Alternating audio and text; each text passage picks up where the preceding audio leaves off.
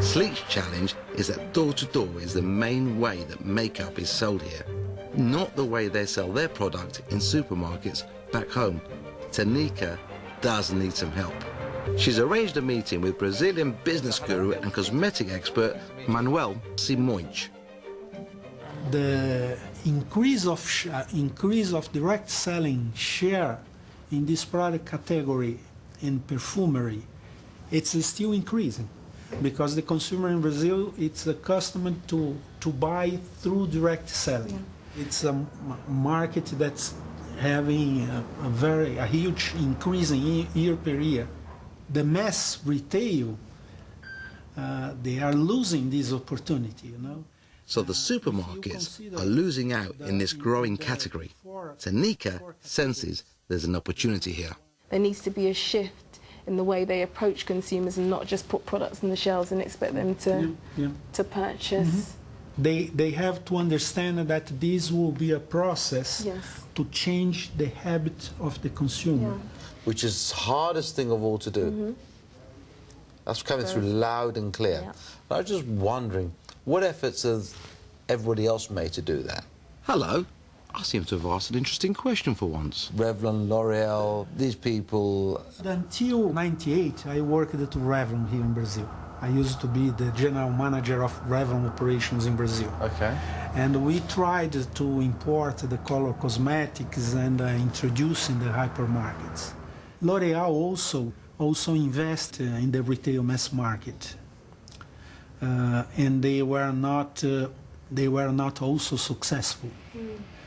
Maybe if they have really a project to develop, I believe that it can be successful. What they can't do is expect that in 6, 10, 12 months they will sell a big amount of money. Yeah. They have to understand that this will be a process. Manuel is too polite to spell it out, but it sounds like every big company who's tried to sell color cosmetics in Brazil has failed, because the supermarkets just simply lose patience. If they don't make money quick enough, they pull the plug.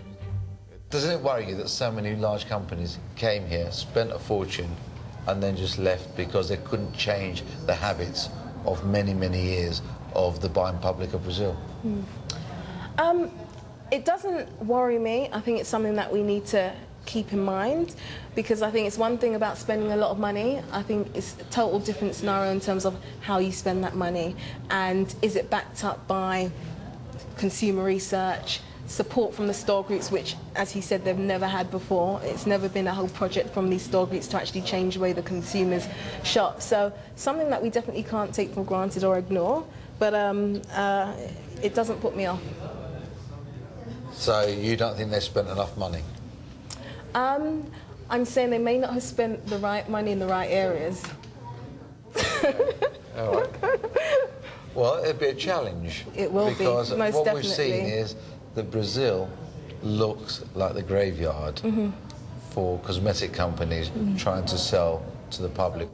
I don't think Tanika is giving her competitors the respect they deserve. Of course, Brazil is not all about sparkly skyscrapers and busty beach babes.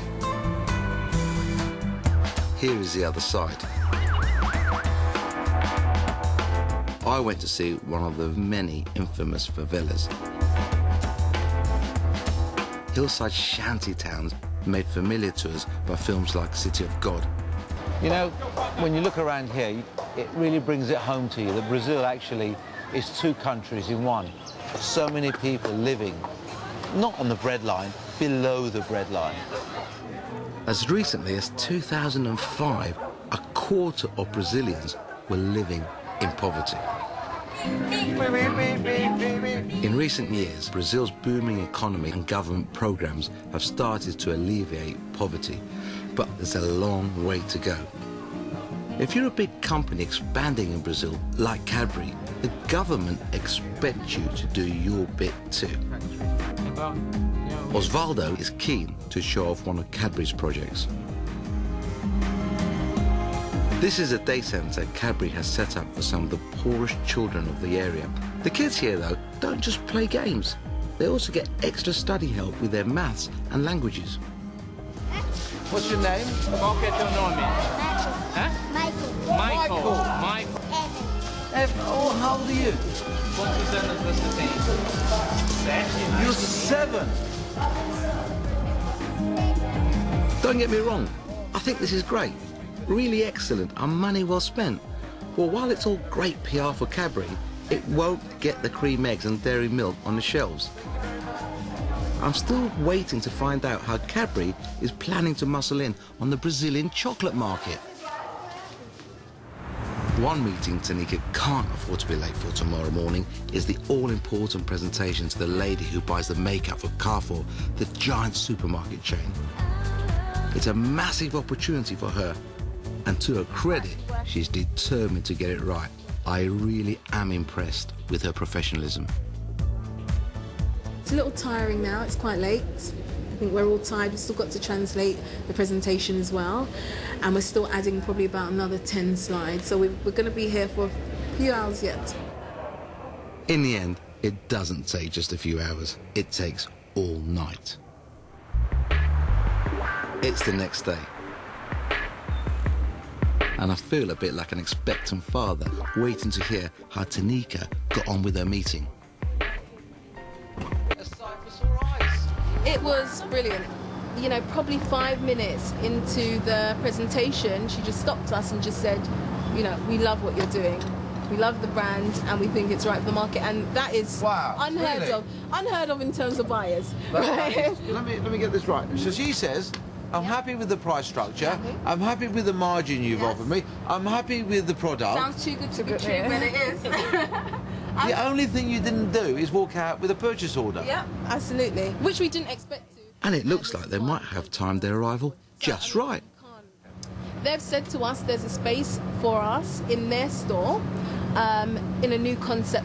They're doing a trial currently where they're creating a drugstore within the store. So it's an area that's specific for cosmetic shopping. It's just a total different way of shopping for consumers in terms of beauty mass market.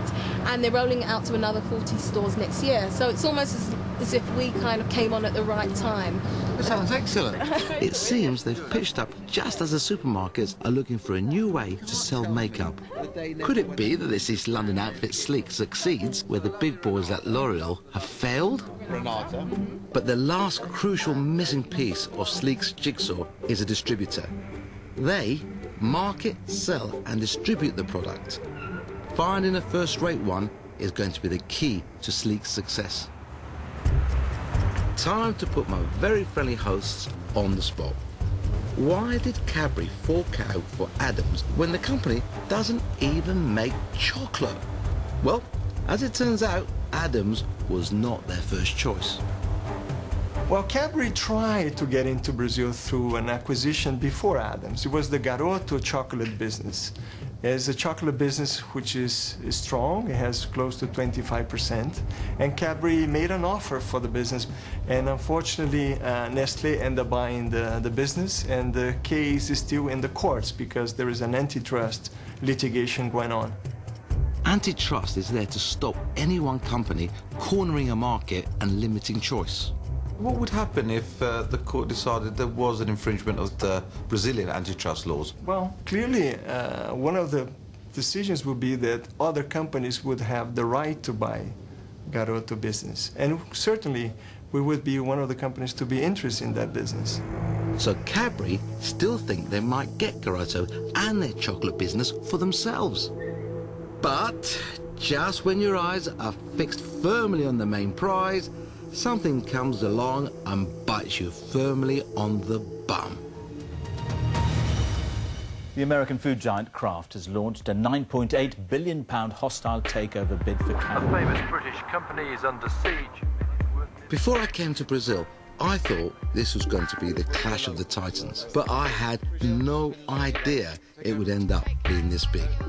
In September 2009, Cadbury themselves became the subject of a hostile takeover.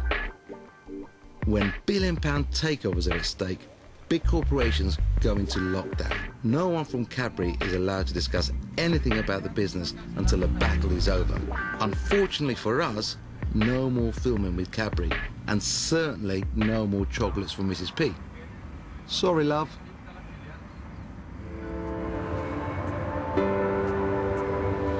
Sleek aren't under siege, they're on the attack.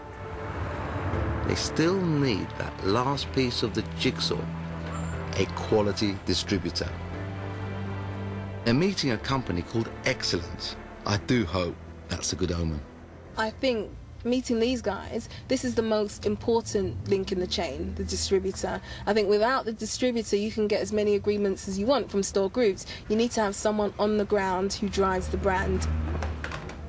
The man they have to win over is Excellence boss Jacob Neer. He doesn't look an easy man to please. We actually have 303 individual products in the sleep makeup range.